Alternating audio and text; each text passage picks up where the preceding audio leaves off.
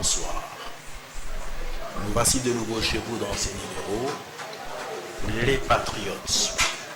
Les Patriotes est une émission qui veut réveiller votre instinct patriotique, mais qui veut répondre à tout prix à la grande question, celle qui voudrait que nous inscrivons dans une logique. C'est la logique de se poser la question de savoir qu'est-ce que je fais pour la nation et non pas attendre toujours ce que la nation doit faire pour vous selon le président Kennedy, le président américain. Sur ce plateau, ce soir, je reçois des invités qui sont de genre chevronné. L'un est un journaliste que vous connaissez très bien et qui est en train de faire tabac sur presque toute la chaîne parce qu'il le fait très bien, il a des arguments et nous avons voulu le recevoir dans cette émission. Et l'autre, c'est un pasteur. Il est un pasteur, professeur à l'université protestante de l'Afrique en sigle, ULPA, et il est en même temps aussi professeur assistant à GESCAM, ISG plutôt. C'est avec ces deux que nous allons partager. Le journaliste dont je vous ai parlé tout à l'heure, il s'agit de Louis-France Toujekese, je crois. Kouzikissa. Et nous allons parler avec lui d'un bon nombre de problèmes qui se posent dans notre pays. Vous savez très bien que notre pays a connu des secousses et il est arrivé justement à l'orbite avec la grande victoire. C'est notamment que la nation est appelée à naître et forcée même à naître par les élections, et ces élections ont eu lieu. Aujourd'hui, nous sommes en train de mettre en œuvre la démocratie. Et cette démocratie, elle doit passer par l'exercice de ce dont on appelle le véritable défenseurs du peuple qui ont été élus. D'une part, vous avez le président de la République, de l'autre, vous avez les députés. Et aujourd'hui, nous sommes devant une réalité. C'est la réalité où le chef de l'État est entré en fonction après une année. Et aujourd'hui, il y a beaucoup d'actions qu'il a posées. On aimerait bien en savoir plus, que toute la vérité soit portée auprès du public. Et c'est comme ça que nous allons recevoir nos deux invités pour parler spécialement de grandes actions qu'on a entreprises pendant une année alors que le gouvernement n'était pas encore en place. Le tout aura été légiféré par la présidente de la République.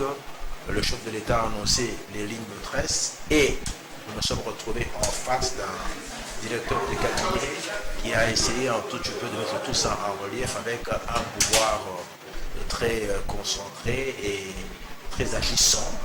Il y a eu la sortie des fonds. Sortie des fonds, rien à faire pour les réalisations, mais sans doute c'est pour le peuple congolais. Et le peuple congolais a besoin de connaître ce qu'il en est. Le peuple congolais doit aujourd'hui apprendre à aller vers la culture de parler de finances à la place publique. Monsieur le pasteur José Mbouyi Moubenga, bonjour. Bonjour, monsieur David Kalonji. Êtes-vous en mesure d'accepter que nous puissions parler un tout petit peu de la gestion de ce beau et grand pays? Ça va, pas de problème. Une année plus tard, le chef de l'État a pris les fonctions par la démocratie, les élections ont eu lieu, donc on croit qu'aujourd'hui, on peut quand même mettre la démocratie en marche et se représenter ce qu'elle peut apporter au peuple congolais. Et vous estimez qu'on peut en parler? Pas de problème. Très volontiers. France, est-ce que c'est possible qu'on y arrive? Absolument. Aujourd'hui, on a vu qu'il y a un groupe de parlementaires qui ont pris à bras le corps le problème de la gestion de ce montant. Et on constate curieusement que le travail qui a été octroyé, le marché, a bien des entreprises, mais la procédure comme telle, est-ce que vous estimez qu'elle a été respectée? Et si elle était respectée, qu'est-ce qu'il fallait faire il est important que nous puissions vous rappeler quand même que généralement, quand ce sont les marchés de gré à gré, bon, c'est possible qu'il y ait un individu, mais quand par exemple, aujourd'hui, on se retrouve dans une situation où c'est un marché qu'il faut donner les offres publiques, il est tout à fait normal qu'on rende compte à la population. Et la grande difficulté, c'est le directeur de cabinet, parce qu'il y avait l'absence totale du gouvernement, qui n'était pas encore là. Il est tout à fait normal que le premier ministre, le directeur de cabinet qui pouvait déjà avancer dans ce marché-là. Il a pu donner le marché. Est-ce que vous estimez qu'aujourd'hui, les choses ont été très bien faites et on peut parler de la gestion de ce marché? Merci beaucoup, M. David Kalonji. À la fin de votre phrase, vous avez parlé de la gestion. D'abord, parlons de la gestion. Henri Fayol énumère 5 fonctions de la gestion. Il parle de la planification, de l'organisation, du commandement, de la coordination et du contrôle. Donc, c'est ce que nous appelons en management les 5 fonctions de la gestion ou les 5 fonctions de l'administration. Maintenant, déjà, la planification a été faite, l'organisation a été faite, le commandement a été fait, même la coordination. Mais il y a un problème. Les Congolais ont un problème. Les Congolais n'aiment pas le contrôle. Or, on ne peut pas parler de la gestion s'il n'y a pas le contrôle. Vous pouvez bien planifier, vous pouvez bien organiser, vous pouvez bien commander, bien coordonner. Mais s'il n'y a pas le contrôle, il y a un problème. Ne parlez même pas de la gestion. Et ça, la maladie des Congolais. Quand on parle de contrôle, le Congolais voit là, il y a acharnement, il y a tel problème. Non, on ne m'aime pas. Il y a un. Or, ça fait partie des 5 fonctions de la gestion. Monsieur David, vous comprendrez avec moi que beaucoup de bêtises se passent dans la gestion. C'est parce qu'au Congo, il n'y a pas le contrôle. Donc, le marché a été passé de gré à gré. Pas de problème, mais il faut contrôler. Mais attendez un peu à ce niveau-là, parce que vous parlez de gré à gré. Ce n'est pas quand même un petit montant, parce que le gré à gré, c'est par rapport au montant. Or, le montant qui devrait être alloué à ce genre d'activité de marché, c'est un chiffre colossal. Il fallait absolument qu'on fasse l'appel d'offres. Et est-ce qu'on a respecté d'abord cette procédure-là? Qu'est-ce que tu trouves un peu à ce niveau-là? Tu as à dire un mot? Très bien, merci de la question. Je crois que quand vous appelez cette émission le Patriote, c'est que dans le Patriote, je tire le préfixe de votre émission qu'on appelle le patriotisme comme syllogisme. Et je note ici que tout ce que nous disons doit passionner ceux qui veulent le pays. Nous sommes en train de perdre quelque chose de plus précieux que nous appelons République, parce que le pays a des malades ou a des maladies. La première maladie qu'on appelle corruption, la deuxième maladie qu'on appelle flatterie. Et la constitution de ces 2 éléments n'ont pas permis à ceux qui gèrent aujourd'hui, gèrent pour le peuple. Ils gèrent pour eux-mêmes. Il faut poser 3 petites questions socio-pédagogiques en parlant de saut de mouton. D'abord, qui a géré les marchés, les contrats, le moyen alloué pour la construction des sauts de mouton? Parce que vous devez noter, vous et moi, à moins que nous ne soyons pas d'accord, que seul le ministère des Finances a le pouvoir de financer, passez-moi cette petite pathologie qui lui reste permise, la gestion quotidienne du point de vue gouvernemental dans un État. Et quand vous allez dans certains panneaux, vous verrez sous financement de la présidence de la République. Alors que la présidence elle-même, qui fait partie de l'exécutif, doit être financée par le ministère des Finances. Et donc, il y a eu chevauchement, il y a eu cumul des fonctions, il y a eu trafic d'influence, il y a eu usurpation de pouvoir dans la gestion de ce temps. Et quand vous dites il y a eu trafic d'influence, il y a eu cumul de fonctions, mais je crois que, est-ce que vous tenez compte de la réalité? Ceux qui on se retrouvait pour des raisons tout à fait patriotiques. Il fallait attendre de la coalition que le gouvernement sorte et qu'il fallait des concertations. Donc on a perdu pratiquement une affaire de toute une année et on n'allait pas rester à ne rien faire. Est-ce que ça ne peut pas être compris? Ça ne peut pas se comprendre parce que le principe du vide juridique ne s'explique pas dans un État démocratique. Nous sommes ici en démocratie classique. Le principe du vide juridique ne s'explique pas. Voilà pourquoi, lorsqu'il y a un gouvernement sortant, il y a un gouvernement qui gère ce qu'on appelle les affaires courantes. Avant l'installation effective d'un nouveau gouvernement, avant son investiture, il y a quand même un gouvernement qui gère la transmission temporelle entre les sortants et l'enfant. Je suis très frappé par ton explication. C'est vouloir dire que si le gouvernement n'était pas encore là, il fallait qu'on confie cette gestion au gouvernement sortant. C'est ce que je suis en train de dire, qu'à l'époque, il y avait un ministère des Finances. Il y a un certain monsieur qu'on appelait Yav, qui était ministre des Finances, qui n'était pas, je dirais, démissionnaire, mais qui gérait les affaires courantes. Dans ces moments-là, il pouvait poser les actes et non pour le compte de l'État, parce que l'entrant n'était pas encore là. Il avait fait des actes limités. Non. Il devrait engager les finances. Je parle ici de l'autorité financière de la République. C'est le ministre des Finances. Si vous voulez parler de la limitation des pouvoirs, nous sommes ici en droit administratif. Et surtout que ces actes-là doivent être limités. Mais quand nous parlons du financement, je ne vois pas la limitation textuelle du ministère des Finances pour gérer l'État dès que l'État est en train de fonctionner. J'étais en train de venir sur les sauts de mouton pour ne pas égarer. Quel a été le chiffre rationnel alloué pour la construction des sauts de moutons?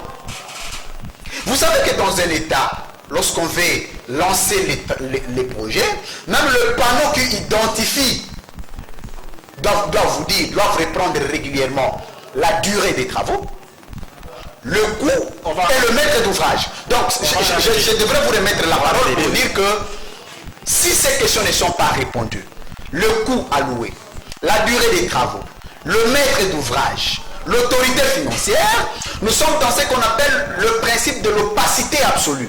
Et en ce moment, nous ne pouvons pas discuter sur l'opacité simplement parce qu'il y a eu l'inexistence qui ne peut pas nous amener à un débat. Ceux qui ont géré nous disent d'abord répondre à ces 4 petites questions, nous pouvons revenir au débat. Oui, quand vous parlez de l'opacité, ça devient intéressant. Monsieur le professeur, qu'est-ce que vous en dites? Parce que finalement, il a réagi en disant qu'il y a opacité, et puis en plus, on n'a pas lancé l'appel d'offres, c'est en fait, et que, bon, il faut que ceux qui ont géré nous disent quelque chose. Qu'est-ce que vous en dites? Parce que finalement, aujourd'hui, nous sommes devant une autre réalité. Il y a le député Jean-Jacques Mamba qui, lui, il est en train d'interpeller, en fait, la présidence, parce que le chef de l'État, c'est une institution. Mais son directeur de cabinet qui a géré ces dossiers n'est pas une institution. Et il est important aujourd'hui qu'on le rende compte à la population parce qu'il a élu. C'est véritable gestionnaire. Et nous sommes dans une démocratie. Nous devrons faire la promotion de la démocratie. Dites-moi un peu, quelle est votre réaction? En tout cas, M. Jacques Mamba a raison. Parce que quand je parlais un peu de 5 fonctions de la gestion, je parlais pour qu'il y ait clarté. La gestion tu as une certaine clarté dans la gestion. Pour qu'il y ait une certaine clarté dans la gestion, il faudrait qu'il y ait contrôle. Maintenant, pour qu'il y ait contrôle, il faudrait que la personne, comme mon ami venait de dire, la personne qui a géré ce projet-là. Parce que le président de l'île maîtresse, mais le directeur de cabinet jouait le rôle, quelque part, a joué le rôle du Premier ministre. C'était comme si un Premier ministre de la présidence. C'est lui qui a géré, c'est lui qui a fait des marchés à gré et tout consort. Donc là, à ce niveau, vous estimez qu'il est tout à fait normal que les députés posent le problème. Ce n'est pas un problème qui est lié à la présidence de la République, mais c'est un problème qui touche à la population. Et c'est mieux que celui qui a géré ces dossiers-là, même si c'était des cabinets du chef de l'État, réponde des finances. Mais le 100 jours, c'était pour la population. Quand vous faites quelque chose pour la population, vous devez rendre compte à la population. Parce que les fonds alloués, c'est le fonds de la population, des contribuables congolais. Donc c'est normal que il n'y a pas acharnement, c'est normal que les directeurs du chef du cabinet rendent cette gestion-là claire. On doit savoir, il avait eu combien d'argent, combien d'argent a été dépensé, combien d'argent est resté, et le temps, parce qu'en management, nous avons 4 ressources. Nous avons les ressources matérielles, les ressources financières, les ressources humaines, nous avons aussi les ressources temporelles, le temps. Donc, on confie un marché par rapport à un temps donné. C'est anormal quand on parle d'un programme de 100 jours. 100 jours, c'est à peu près plus ou moins 3 mois et demi. Mais aujourd'hui, c'est plus d'une année. Donc déjà, ils ont pêché quelque part. Donc, le directeur doit nous expliquer pourquoi c'était un programme de 100 jours. Maintenant, nous sommes au-delà des 100 jours. Il doit nous expliquer, est-ce que l'argent a été financé? Si l'argent a été décaissé, financé pour les projets, mais qu'est-ce qui a fait qu'on ne puisse pas respecter les délais? Dans l'entretemps, non seulement on n'a pas respecté le délai, mais il est certain que la réalisation, ce n'est même pas 10%. Parce que ça, les indices sont là, les vérités sont là, à la place publique, c'est en fait même pas 10%. Alors, dites-moi, devant cette réalité, qu'est-ce qu'il faut encore faire pour honorer le peuple congolais? Moi, je dirais ceci. Dr John Maxwell dit ceci. Le chef est engagé pour prendre des décisions. Donc, il dit, dans une entreprise, le 95% des décisions qu'un chef peut prendre, même un adolescent bien résolu, peut le prendre. Mais le chef est engagé pour prendre les 5% des décisions, c'est-à-dire même des décisions impopulaires. Il faudrait que la présidence, le président de la République, puisse engager un audit interne ou externe des experts. Il y a des cabinets à gauche à droite. Mais de quelle manière faudra-t-il qu'ils le prennent dans la fourchette de ce dont on appelle le parlementaire? Et pourtant, du côté des parlementaires, vous trouverez quand même qu'ils sont arrivés là avec des tendances, sans doute. Vous le retrouvez tous, soit de l'opposition, et s'il est de l'opposition, sans doute qu'il arrivera là pour faire le travail en noircissant tout ce qu'il y a de bonnes actions qui devant plutôt relever la nation. Et s'il est du pouvoir, il voudra défendre carrément le côté pouvoir. Alors, est-ce qu'il faudra nécessairement que l'on prenne vraiment une audition, une commission qui va les auditer, qui est exclusivement et essentiellement parlementaire? Moi, j'ai assisté dans notre pays à des commissions parlementaires depuis 2006. En tout cas, au Congo, si vous demandez aux parlementaires d'aller auditer, vous leur donnez, vous ouvrez une porte pour que ces parlementaires-là reçoivent l'argent, qu'ils s'enrichissent et soient corrompus. Oui. Pour moi, je proposerais qu'on fasse il y a des cabinets d'audit externes, même externes, un cabinet neutre. Parce que si les parlementaires, là, nous avons des gens de la Mouka, par exemple, et ils vont tout noircir. Si les gens des FCC, ils vont tout blanchir. Les gens des cash, ils vont tout blanchir. Donc, ce sera un audit qui sera teinté. Alors, d'accord, merci bien. Alors, arrêtons un peu là. Louis France, comment tu réagis devant cette façon de voir les choses? Très bien. Vous avez posé la question sur la question écrite de l'honorable Jean-Jacques Mamba. Oui. Moi, je crois que j'ai suivi ces débats dans les réseaux sociaux. Oui. Il se pose un problème du contexte. Ok? Oui. Il est vrai que le président est irresponsable devant le Parlement. Il est institutionnel. Mais, nous avons deux bases, deux sous-bassements à mon entendement, qui soutiennent la démarche de Jean-Jacques Mamba. Oui. La première question, c'est celle d'avoir les informations. Parce que, vous savez, les différents rôles, les différentes missions assignées à un parlementaire, c'est parmi ces missions, il y a aussi des contrôles de l'exécutif. Mais je crois qu'il est dans les bons. Alors, l'administration du président de la République fait partie de l'exécutif. Ah, pourquoi? Parce que il y a ce qu'on appelle le principe de bicéphalisme, où vous avez deux personnalités, mais le chef de l'État lui-même dans le régime semi-présidentiel est le chef de l'exécutif. On ne peut pas être le chef de l'exécutif sans être membre de l'exécutif. Non, ça c'est sûr et certain. C'est sûr. Donc, les actes que pose le président et son administration sont des actes qui engagent non seulement l'État, mais le gouvernement aussi. Pourquoi? Parce que si vous parlez de finances, s'il y a des finances qui sont allouées à la présidence, si c'est passé par l'administration, il faut que l'administration justifie cet argent. Absolument. Ça, c'est un cas. Le deuxième cas, vous savez que le cabinet du président de la République est tombé dans l'usurpation des fonctions. Notamment ce que vous avez appelé dans le programme du 100 jours. Oui. Et dans le 100 jours, quand le cabinet du président s'est érigé en gouvernement, Oui. donne la matière aux députés d'auditer, de contrôler l'exécutif, parce que cette fois-là, les actes n'étaient pas posés par le gouvernement, les actes étaient posés par les cabinets du président.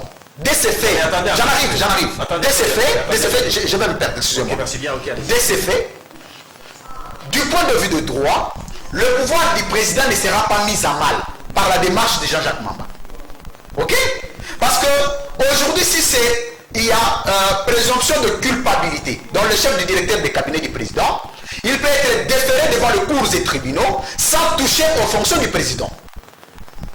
Et le président peut avoir le pouvoir, en cas d'une condamnation définitive, de remplacer notre directeur de cabinet. Pourquoi? Parce que dans la démarche posée par son administration, il y a eu la malversation, présomption de malversation, de concussion, de gabegie. Et comme le député qui est en droit de contrôler les finances publiques tombe dans la démarche, dans un circuit de malversation, il fait quoi? Il veut auditionner. Mais il n'invite pas M. Kamel, je ne voudrais pas que les gens fassent l'illettrisme juridique. Il n'invite pas M. Kamel à venir s'expliquer au Parlement. Non, il a besoin des informations. Voilà pourquoi l'intitulé de cette question, il est écrit question écrite. Ça veut dire que M. Kamel a été informé, mais il a le droit pour lui de répondre ou pas. C'est facultatif. Ah non, non, là je ne suis pas d'accord parce que finalement, qu'on se comprenne très bien. Allez-y. Il y a un foyer d'ombre. Quand par exemple l'argent est sorti, on regarde les travaux qui sont exécutés, ça n'a pas de rapport. Quelque part, le directeur de cabinet, il est appelé à répondre. Parce que le pouvoir qu'il gère, c'est un pouvoir public. À moins qu'on s'en fout du peuple. Ici, je veux parler en insistant sur la démocratie, c'est important. Aujourd'hui, il ne faut pas qu'on perde ce que nous venons de gagner, alors qu'il y a très longtemps qu'il y avait des unions. Je ne suis pas... Attendez. Il y avait des unions entre... J'éviterai que nous débattions. Moi, j'évite que vous puissiez débattre avec moi. D'accord, merci bien. Je veux que nous puissions éclairer l'opinion. D'accord, allez-y. Par votre question. Je vais justement éclairer. Si je pose la question parce que je n'en ai pas les droits, excusez-moi, Oui. d'où vient, quel sera le soubassement qui donne à Vital Kamerhe l'obligation de répondre à la question écrite? Parce que cette obligation doit être écrite sur un soubassement juridique. Mais quand je vous retourne la question, excusez-moi, quel est le soubassement juridique qui donne l'obligation à Vital Kamerhe de répondre? Vous ne me la donnerez pas, ou vous ne me les donnerez pas. Non, je vous la donne tout de suite. Ça veut dire quoi? Ça veut dire tout simplement que... Non, je vous la donne. Est-ce que je peux avancer? Ça veut dire tout simplement que Vital Kamerhe a été... il lui a été adressé un document de travail pour un député qui veut avoir les informations. Oui. Mais la démarche ne se limite pas là. Okay. La démarche se limite au niveau maintenant d'une question orale avec débat par exemple, ou d'une motion que Jean-Jacques Mamba peut initier au Parlement par le ministre des Finances qui aura l'obligation. Absolument. Oui, c'est une étape suivante. Mais à cette étape-là, le procureur général près la Cour de cassation peut se servir de la question écrite de Jean-Jacques Mamba pour interpeller M. Vital Kamerhe. Ok, merci bien, oui. Sur le premier élément. Le deuxième élément, aujourd'hui, le président de la République, qui est le chef de Vital Kamerhe, sur le plan hiérarchique, peut interpeller Vital Kamerhe en se fondant sur la motivation des éléments adressés par Jean-Jacques Mamba. C'est-à-dire que Jean-Jacques Mamba a soulevé une question dont chaque institution ayant compétence d'interpeller Vital Kamerhe peut s'en servir. Oui. Mais je m'excuse. Parce que le droit à l'information est un droit qui est reconnu à tout Congolais. Même moi, je peux adresser une lettre écrite au président de la République pour avoir les informations sur la gestion de l'État. Mais attendez, alors là, on revient à la question que le pasteur a posée tout à l'heure. Pourquoi le peuple congolais, il a cette maladie, je dirais même une boulimie, pourquoi ils ne veulent pas parler de finances? Et pourtant, quand on veut parler des finances à la place publique, ça fait la promotion de la démocratie. Cette démocratie, elle est vraiment balbutiante aujourd'hui parce que finalement, vous savez, quand il n'y a pas de la clarté dans la gestion de l'argent, ça crée de frustration. Donc beaucoup de problèmes aujourd'hui où les gens ne croient plus à la nation qui veut naître aujourd'hui, c'est en partie à cause de ça. Est-ce qu'il y a un tabou? Il y a une raison qui fait qu'on ne peut pas en parler? Est-ce que c'est un problème tabou, monsieur le pasteur? Non, ce n'est pas un problème tabou. Le problème, c'est quoi? Les Congolais n'aiment pas le contrôle. Quand la gestion est opaque, on ne peut pas parler. Si vous gérez très bien, vous n'aurez pas peur du contrôle, vous n'aurez pas peur qu'on parle de l'argent. Mais quand la gestion est opaque, quelqu'un qui sait que je suis dans la présidence, je ne suis pas comptable au niveau du Parlement, je peux tout faire. Vous voyez un peu, je peux tout faire. Maintenant, quand il y a clameur public, on a maintenant peur. Vous avez dit non, ils sont des règlements de compte tout comme ça. Moi, mon ami a raison, mais moi j'ai suggéré au président de la République, comme il y a clameur publique, comme tout le monde en parle, avant même que le député ne puisse adresser une lettre écrite, je demande au président de la République de faire un audit au niveau de la gestion du programme de 100 jours. Vous savez, mais cet audit-là sera composé de qui? Moi, la grande question, parce que finalement, si on prend les... Moi, ce que je crains justement que cette chance qu'on nous a donnée, qui est la naissance d'une démocratie, c'est volatile. C'est-à-dire que si ce sont deux parlementaires de l'opposition et les parlementaires du pouvoir, surtout qui arrivent ceci et cache, qui sont déjà dans des exercices où apparemment ils ne respectent pas les principes, je crois qu'il faut recourir à une autre formule devant nécessairement aider à départager et faire un travail qui puisse convaincre la population. Sinon, à cette allure-là, vous aurez toujours un audit qui fait le travail et puis il y a un groupe de gens qui se soulèvent comme pour dire que maintenant parce qu'ils sont du pouvoir, ou bien ils sont de l'opposition. En fait, qu'est-ce que vous en dites, vous? Oui. Je crois que j'ai été d'accord avec votre approche. Je me rends compte que vous et moi, et le pasteur qui est sur le plateau, que je salue au passage, et tous les téléspectateurs, nous tombons d'accord qu'il y a eu mégestion, effectivement, dans la construction du saut des moutons. Ouais. Ce sont tous les Congolais qui sont d'accord. Tout le monde est d'accord. Alors, pourquoi on ne sait pas le dire? Je vous ai dit que le Congolais a des maladies. La première maladie s'appelle corruption, la deuxième maladie s'appelle flatterie. Il y a des gens qui cherchent l'argent derrière le saut des moutons. Mais il y a aussi les gens qui se font corrompre et qui corrompent derrière la construction des sauts des moutons. Voilà pourquoi ici, le problème, il doit être un problème impersonnel. Il doit être un problème généralisé de tous les Congolais. Pourquoi? Parce que déjà le bilan de ces soi-disant sauts des moutons est un bilan largement négatif. Parce que si vous vous posez la question combien de sauts de moutons ont été régulièrement inaugurés, combien il y en a?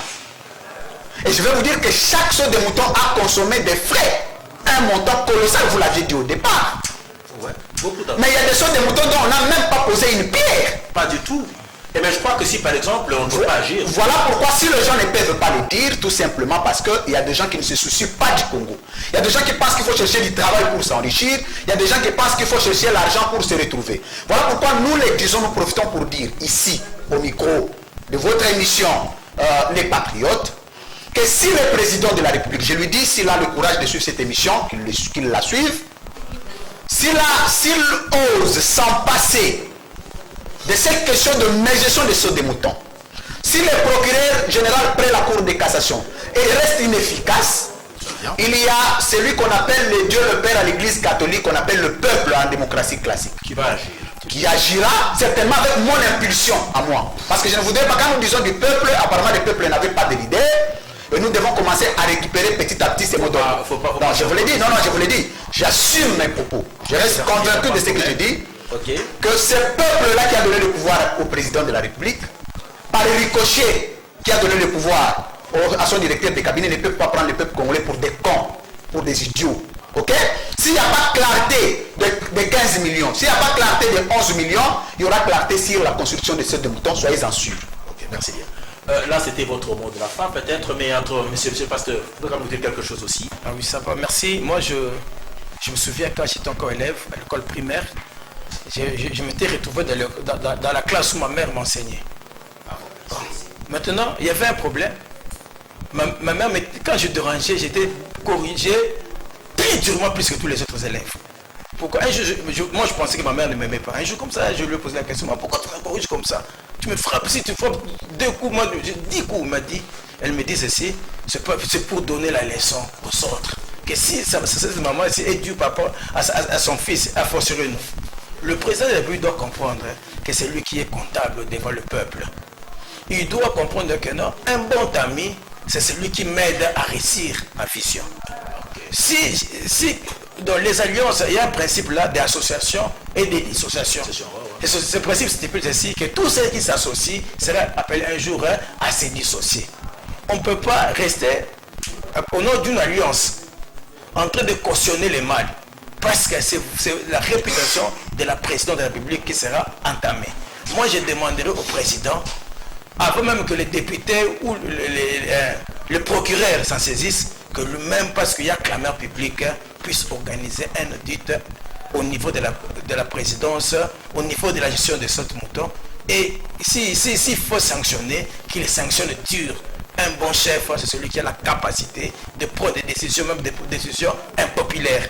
On n'est pas chef pour être acclamé par les gens seulement, mais on est chef pour prendre des décisions qui rendent pour le bonheur de ce peuple-là. Voilà, c'était le mot de la fin du pasteur, mais je crois que nous sommes tombés sur un point de vue, c'est notamment celui de rechercher à tout prix ce dont on appelle le patriotisme. Être patriote voudrait dire tout simplement qu'il faut dépasser les limites de partis politiques. Le chef de l'État aujourd'hui, il est interpellé en tant que le premier citoyen de ce beau et grand pays, le premier patriote. Il faut nécessairement qu'il frappe pour que la nation, la justice retrouve ses pédales. Nous osons croire que le président de la République, nous osons croire que ceux qui collaborent avec lui aujourd'hui, la révolution, elle bouffe même ses propres fils. Il faut nécessairement qu'il s'implique pour faire mieux. Ce n'était que une partie de l'histoire de notre patriotisme que nous voulions aujourd'hui demander au peuple congolais de prendre en exercice. Nous vous disons merci et au revoir, à la prochaine fois. Okay. On peut aller avec